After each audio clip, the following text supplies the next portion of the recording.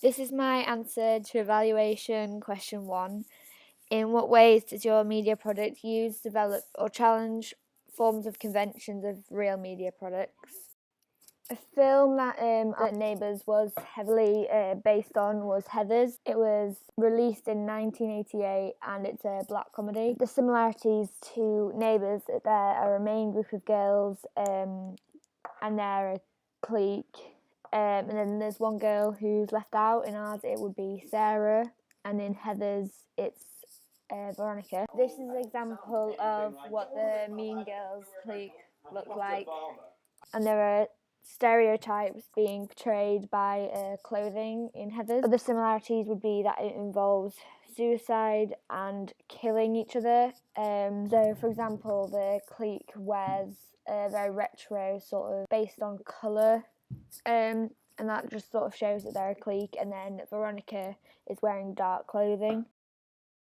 Whereas in our film, the clique are all wearing pink lipstick and Sarah is wearing dark clothes. Antagonists are counter-types to the usual. So, for example, in Mean Girls, the clique is actually the antagonist, whereas the girl who's not part of the clique is the protagonist, whereas in Heather's, both are antagonists.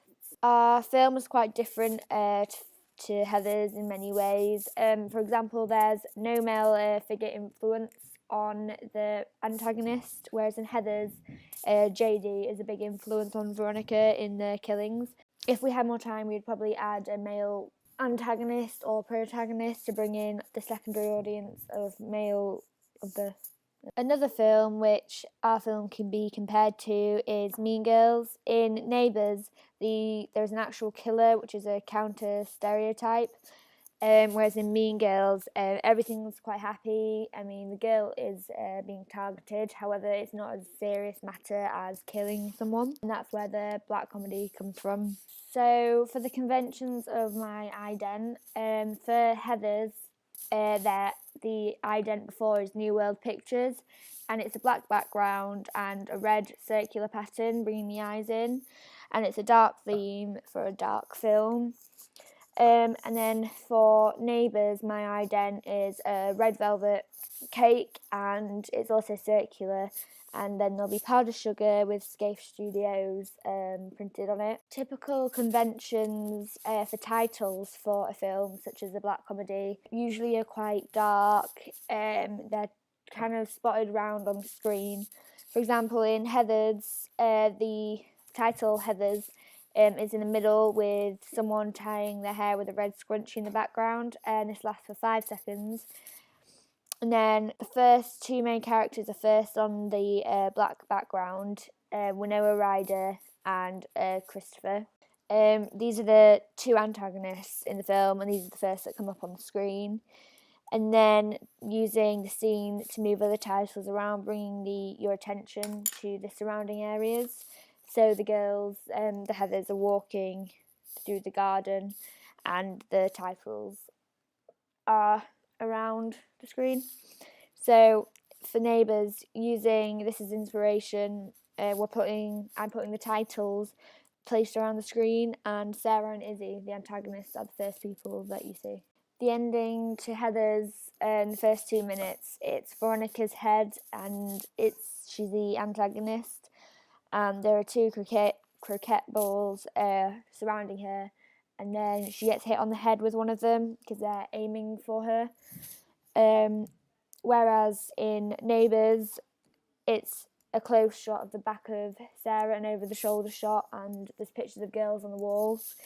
So it's sort of giving you an idea of what could happen. For the main character in Neighbours, the first shot is of the main character in bed, which is Sarah, and then the second main character, Izzy. They're both in the same position but different and contrasting mise-en-scène. Close shots of Sarah creating tension and the audience picking up details about Sarah. And there are long medium shots also in the bedroom to show the binary opposition. And then there's long medium shots of the group of girls showing that they aren't as influential as Sarah, because the audience won't be able to see the detail. Whereas Heather's, the first shot is the initial antagonist, and and they're waiting for the final shot to show Veronica, and it's a close shot of Veronica. We use ambiguity and tension to wait till the end to show Sarah crossing off the wall, the girls' faces, to signify and to connote to the audience that Sarah is the killer. Our film follows the general conventions for a dark comedy such as Heathers. So for Heathers, there's a female clique, and we can sort of get the idea that they're bullying Veronica, who's a bit of an outsider who wears darker clothes. So we've already sort of got that. We can already connote that from what we see. And Neighbours, we've got the female clique, walking towards Sarah, and Sarah's just sort of on the outside watching, and just showing that the two girls are binary opposites.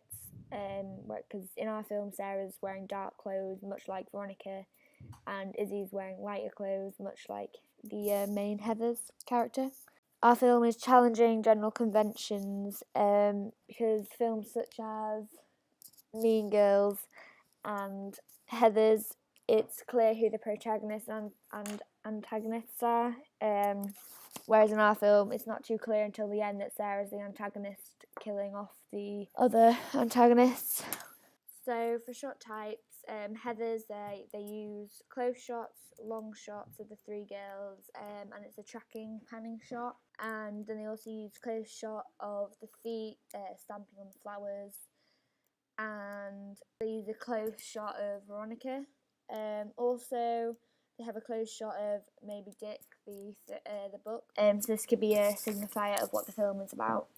Whereas for the film Neighbours, there's a medium shot and jumping from Sarah to Izzy of close shots, so we get visual representations of their personalities. There's a panning shot of Izzy laying in bed showing the mise en scène, and a close shot of them getting out of bed, much like in Heather's, the close shot of their feet. There's panning shots of the houses to show the mise en scène, to show that they're neighbours, which is a key point in the film. There's a long shot of the girls walking together and a close shot of Sarah, and I've split the screen to show Sarah following the girls with her eyes and just watching them. There's also another panning shot and of the graveyard later on, and I use this to overlap the tracking shot of Sarah following the girls. Key conventions for a black comedy would be a female protagonist and a male protagonist, and also possibly a few antagonists threatening the protagonist. Also, for a black comedy such as Heathers and Donnie Darko, generally the clothing is quite dark, and we get a view of the protagonist within the first few seconds of the film. Possibly them doing something that they shouldn't be, giving us an idea that they're the bad guys. Whereas in our film Neighbours, we wait till the end of the 2 minutes to show that Sarah is actually the antagonist, killing off these girls with the pictures on the wall and her crossing off their faces.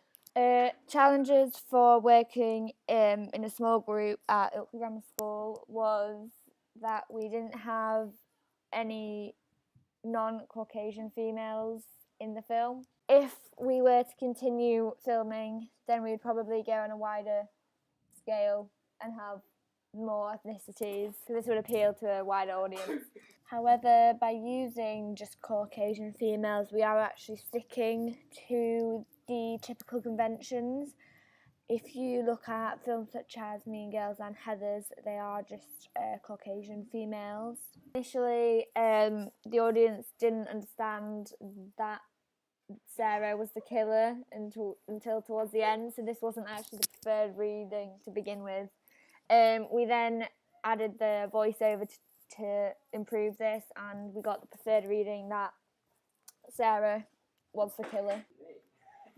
We used interlocking edits to keep the audience involved in what was happening. We had intercutting scenes at the beginning of our film, moving back and forth in time non-linear narrative to both get the action moving straight away and introduce the main protagonists and antagonists. A voiceover was used later on to get a range of scenes and introduce the characters and the narrative themes, such as that the girls had a past.